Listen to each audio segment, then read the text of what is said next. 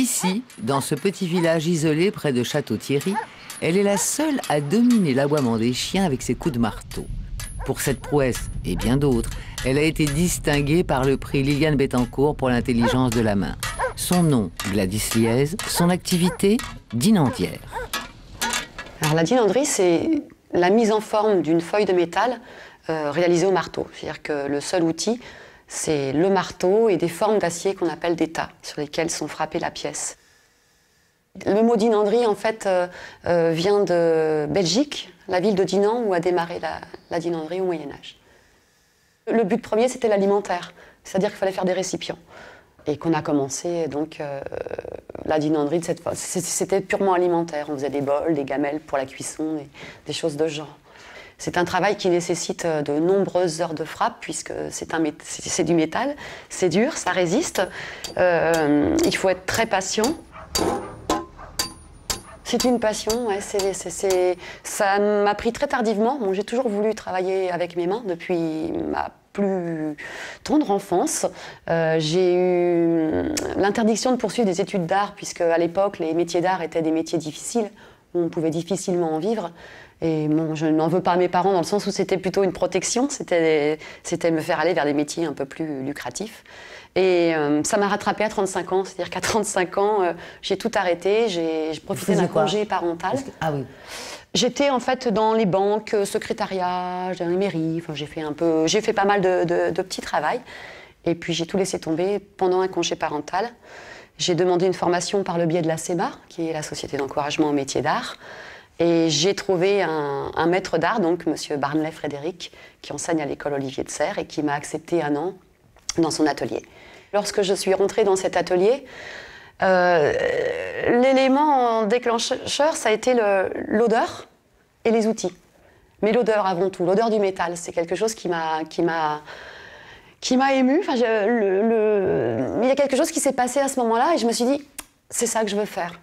Et puis le fait de travailler une matière qui pour moi était résistante, froide, difficile, c'est quelque chose qui m'a attirée. C'est-à-dire que j'aime pas les choses faciles, j'aime quand c'est difficile.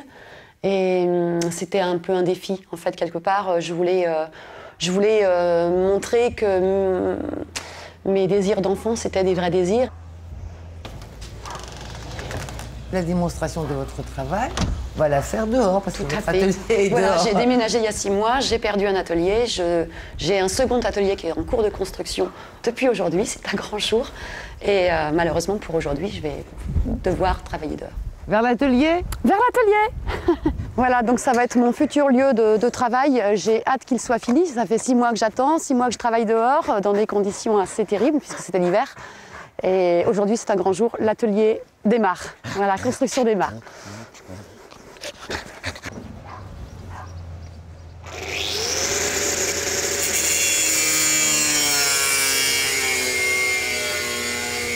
Je vais faire une découpe de flanc qui va être cuit au chalumeau pour pouvoir commencer à faire une mise en forme.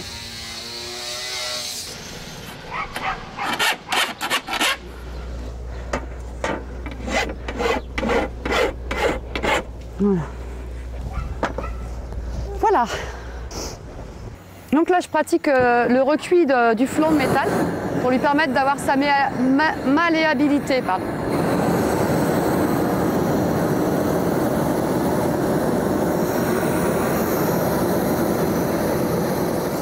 Je vais me tracer quelques cercles pour repérer en fait mon travail.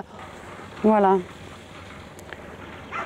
Donc après le recuit, je vais donc me positionner sur un tas. Ça, c'est une olive de carrossier. C'est-à-dire que l'avant, on redressait les tôles de voiture sur ce genre d'outillage.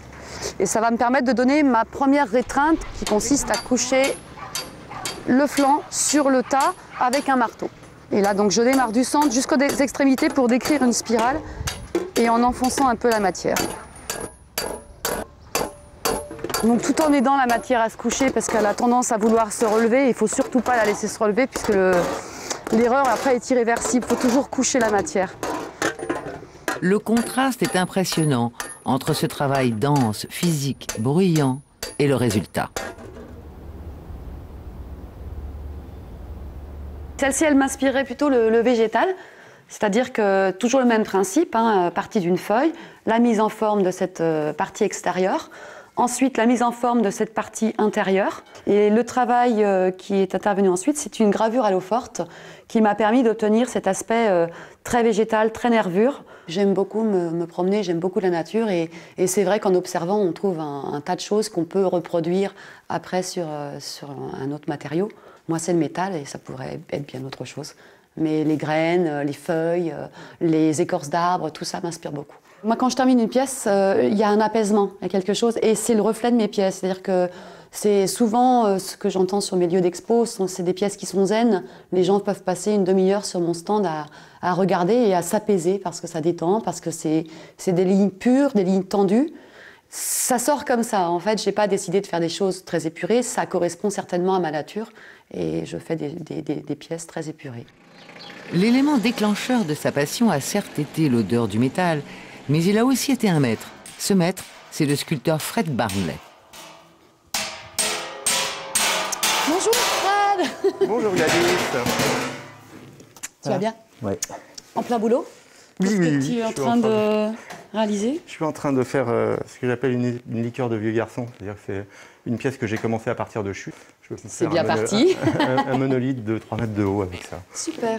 Ça me rappelle énormément de souvenirs de revenir sur ce lieu, puisque j'ai tout appris ici. La mise en forme, la rétreinte, l'emboutissage, l'allongement, les soudures, la découverte de la matière que je ne connaissais pas du tout. Quand elle est venue, elle m'a proposé ça. Je me suis dit, bon, ça va peut-être l'amuser un petit moment. Et puis elle va rester quelques jours à travailler, puis après ça va se lasser, parce que c'est quand même crevant. Hein. Ça ne demande pas de force, hein. C'est pas un travail réservé à des brutes épaisses du tout. Mais il faut de l'énergie, il faut de l'endurance, beaucoup de patience, accepter de ne pas y arriver au début. Donc ça demande un petit peu de savoir-faire. Et ça vient petit à petit. Donc je me suis dit, ça va sans doute pas marcher. Et puis 2 ans après, elle était toujours là. Est-ce qu'il y a eu une mise à l'épreuve au départ? Vous vous êtes dit, tiens, je vais voir si elle est vraiment... Non, j'ai pas été pervers, je ne vais pas donner un truc, un mouton à 5 pattes d'entrée de jeu à faire. Ah, si elle dit que non. Petite autruche. En fil de fer. Petit exercice de modelage, oui, pour voir comment elle voyait en 3 dimensions aussi. Très souvent, on se fait fausse route, on peut beaucoup parier sur certains, et puis perdre, et puis avoir des gens dont on ne donnerait pas cher, quoi, et qui, au final, par leur opiniâtreté, par leur persévérance, deviennent excellents. Mais l'excellence se transmet-elle? Pas sûr. Je pourrais être le maître de quelqu'un, mais le souci, c'est le manque de temps. Je cours après le temps, j'ai énormément de mal, et puis aussi parce que j'accepte des stagiaires sortis d'école pour pouvoir appliquer ce qu'elles ont appris, et voir ce qu'est un atelier, mais m'engager pour devenir maître d'art et garder un stagiaire 2 ans, quelque part, j'aurais l'impression de perdre mon intimité dans mon atelier et ça ne correspond pas à mon caractère, en tous les cas pour l'instant. Vous transmettez quand même un peu? Je transmets aux élèves sortis d'école. Je le fais volontiers, bien évidemment, la transmission, c'est quelque chose qui compte énormément. Surtout dans un métier rare, qui est en voie de disparition, je pense qu'on a tout intérêt à transmettre. Si on aime son métier, on ne veut pas qu'il s'arrête, donc il faut transmettre aux jeunes.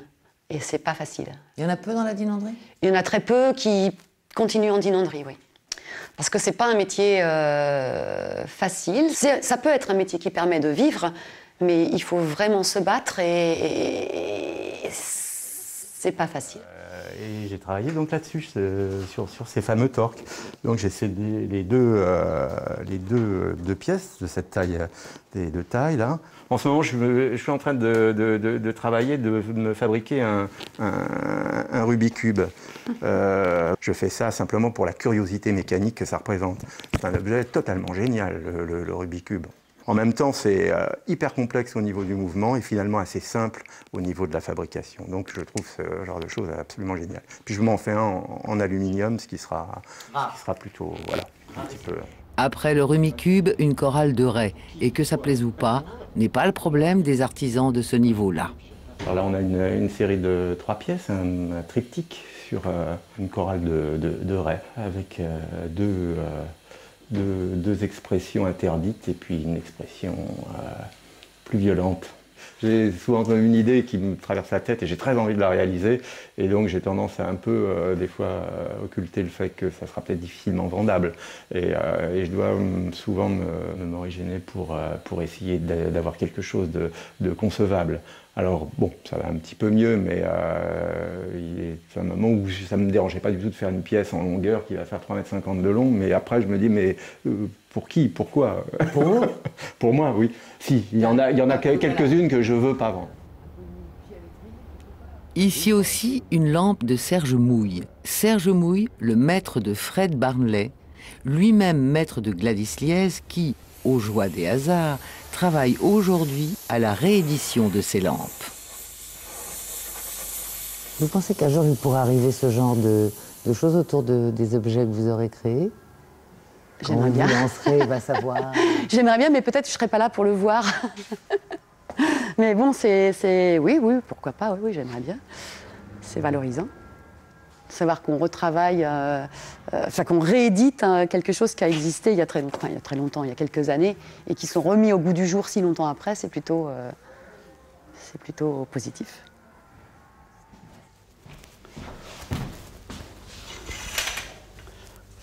Il y a quelque chose qui me frappe, moi, chez vous, depuis qu'on parle toutes les deux, ce sont vos mains.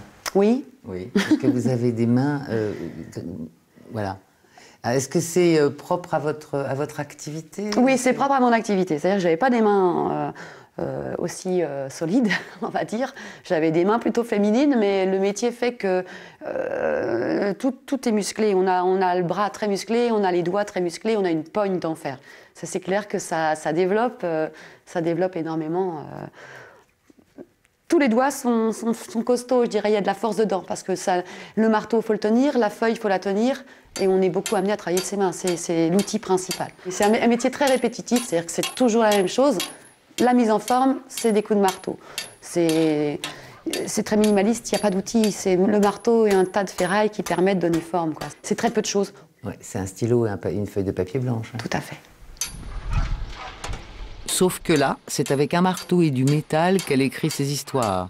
Il y faut plus de force, mais pas moins d'imagination.